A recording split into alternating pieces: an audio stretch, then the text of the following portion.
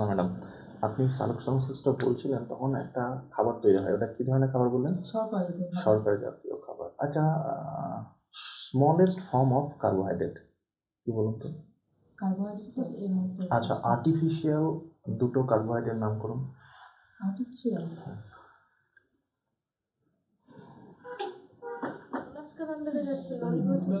এগুলো বোঝা উচিত ছিল। আর শেলফিশ কাকে বলে? যার বাইরেটা পুরো শেল দিয়ে কভার রয়েছে, অ্যাকচুয়ালি সামুদ্রিক শেলফিশ বলা হয়, SHELL। সেখানে আপনি শেলফিশটাকে ইংলিশের ওয়ার্ড বলে নিয়ে চলে যাচ্ছেন, খুব খুব কমন। সেটা হচ্ছে আপনি কোন প্রশ্নের আনসার দিতে না পারলেও সমস্যা নেই, সেটা নিশ্চয়ই আপনি জানেন। দেখা গেল আউট অফ সিলেবাস আপনার একটা প্রশ্ন করা হলো, সেটা আমরাও জানি আপনি নাও পারতে পারেন। সেই রকম জায়গা থেকে যদি প্রশ্ন করা হয়, আপনি যদি না পারেন কোনো সমস্যা নাই, কিন্তু আপনার সাবজেক্ট এবং সেই সাবজেক্টের যারাই পড়াশোনা করেছে তারাই পারবে, সেই রকম একটা প্রশ্ন করা হয়েছে।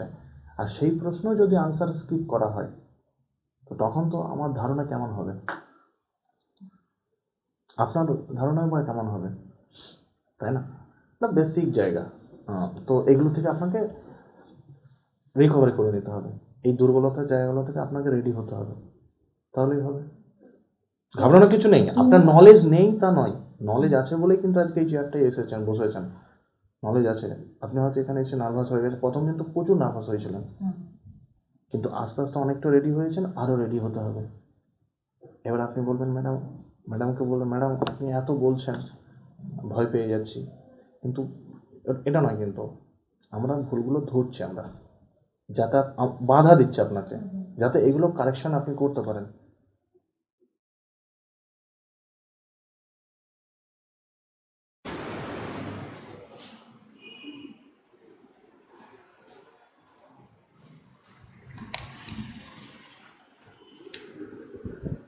মর্নিং মর্নিং, আসুন আসুন, বসুন।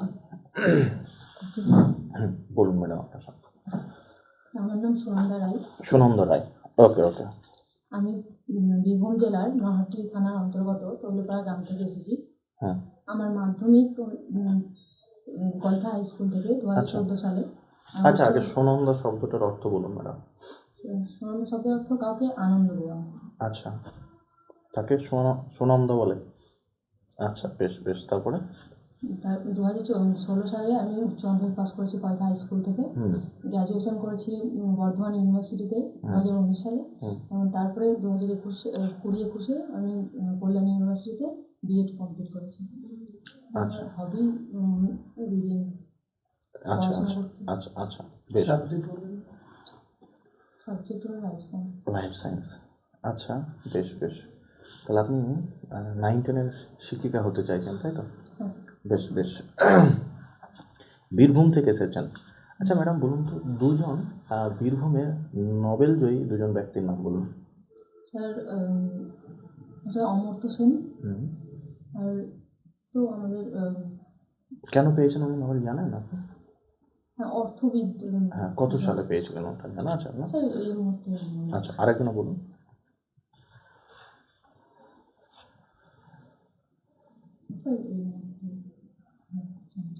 আচ্ছা আচ্ছা ম্যাডাম, আপনি বায়োলজি সাবজেক্টের ম্যাডাম হতে চাইছেন, তাই তো?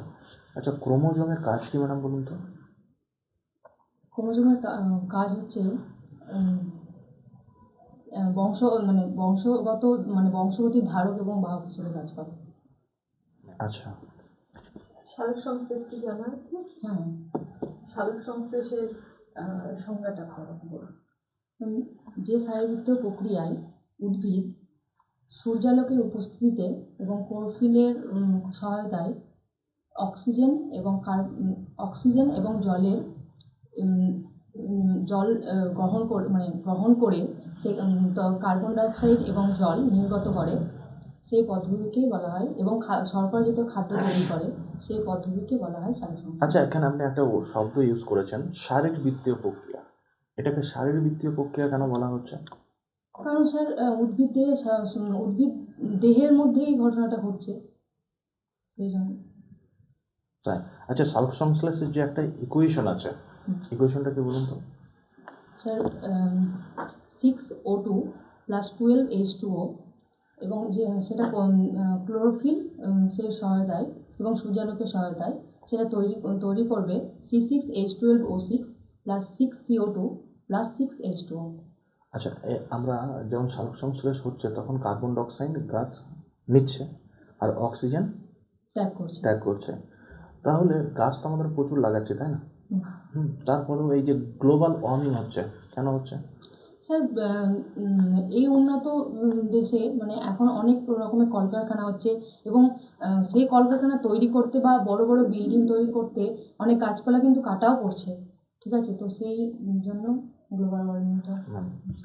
আচ্ছা, catfish, cuttlefish, silverfish, shellfish, এগুলোর তো নাম শুনেছেন। হ্যাঁ, এগুলো কি ধরনের মাছ?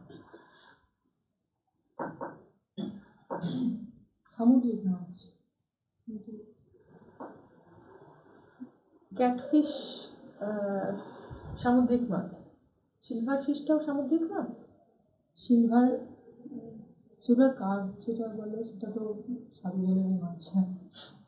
আমি সিলভার ফিশ বলেছি। কাটল ফিশ আমার মনে হচ্ছে এটা সামুদ্রিক মাছ। শেলফিশ, না, সেলফিশ তো যেটা স্বার্থপর বলে যে হিসেবে, কিন্তু আমি যেটা হ্যাঁ ম্যাম, সামুদ্রিক মাছ। ম্যাম, নিজল দানার কাজ কি? স্যার, এর মধ্যে মনে করছে না। অ্যালিল বলতে কি বোঝায়? হচ্ছে ঠিক মানে গুছিয়ে আমি এখন জিনের বৈশিষ্ট্যগুলো বলুন। জিনের মধ্যে জিন বংশগতির মানে ধারক এবং বাহক হিসেবে কাজ করে। আর জিনের মানে যে বিভিন্ন মানে প্রোটিন অংশগুলো যেগুলো সেগুলো মানে প্রাণীদেহের বিভিন্ন চারিত্রিক বৈশিষ্ট্যগুলো বহন করে। আচ্ছা, শুনুন না ম্যাডাম, আপনি সালোক সংশ্লেষটা বলছিলেন তখন একটা খাবার তৈরি হয়, ওটা কি ধরনের খাবার বললেন? শর্করা জাতীয় খাবার। আচ্ছা, স্মলেস্ট ফর্ম অফ কার্বোহাইড্রেট কি বলুন তো? কার্বোহাইড্রেট তো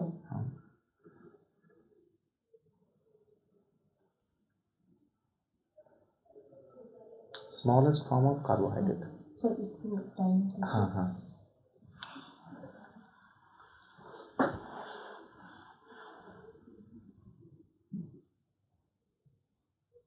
স্যার এর মধ্যে আচ্ছা, আর্টিফিশিয়াল দুটো কার্বোহাইড্রেট নাম করুন। আর্টিফিশিয়াল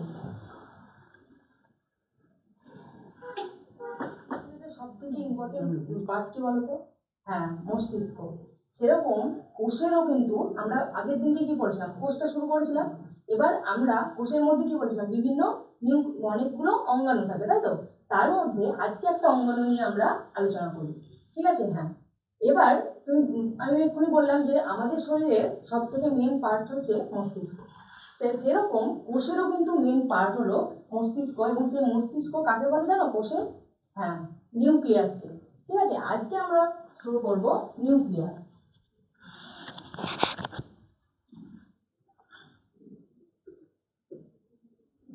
দেখো, আমাদের কিন্তু নিউক্লিয়াসের গঠনটা খুব সুন্দরভাবে করতে হবে, ঠিক আছে? আমি একটা ছবি আঁকছি, খুব ভালোভাবে দেখবে, এবং এখানে তোমাদের পুরো নিউক্লিয়াসটা ক্লিয়ার হয়ে যাবে।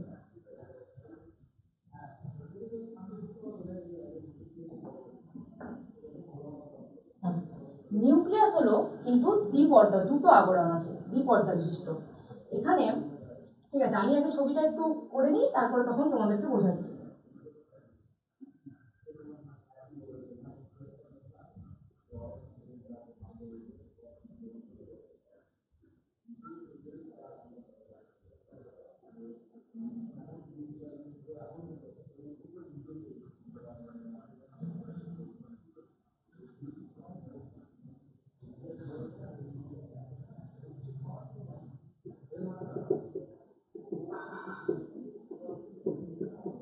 ঠিক আছে, দেখো, এটা কিন্তু নিউক্লিয়াসটা কিন্তু একটা অঙ্গাণু, তার মানে কি এটার মধ্যে কিন্তু কোষ আছে, তাই তো? এটা কোষের মধ্যে আছে, এটা বাইরে তুমি ভেবে নাও তোমরা যে এটা বাইরে একটা কিন্তু কোষ, ঠিক আছে?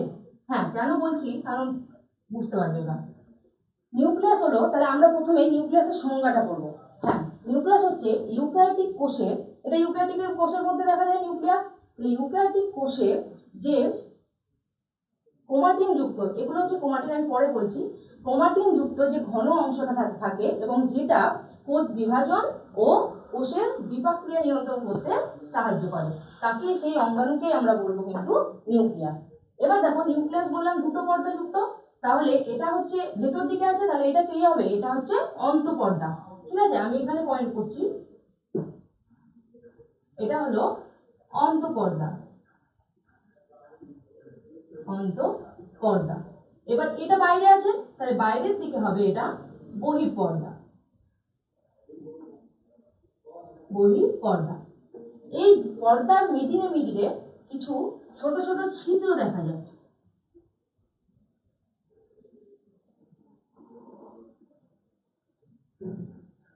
কিছু ছোট ছোট ছিদ্র দেখা যায়, এইগুলোকে বলা হয়, এটা নিউক্লিয়াসের মধ্যেই থাকছে পর্দার মধ্যে, তাহলে এগুলোকে বলা হয় নিউক্লিয় ছিদ্র, নিউক্লিয়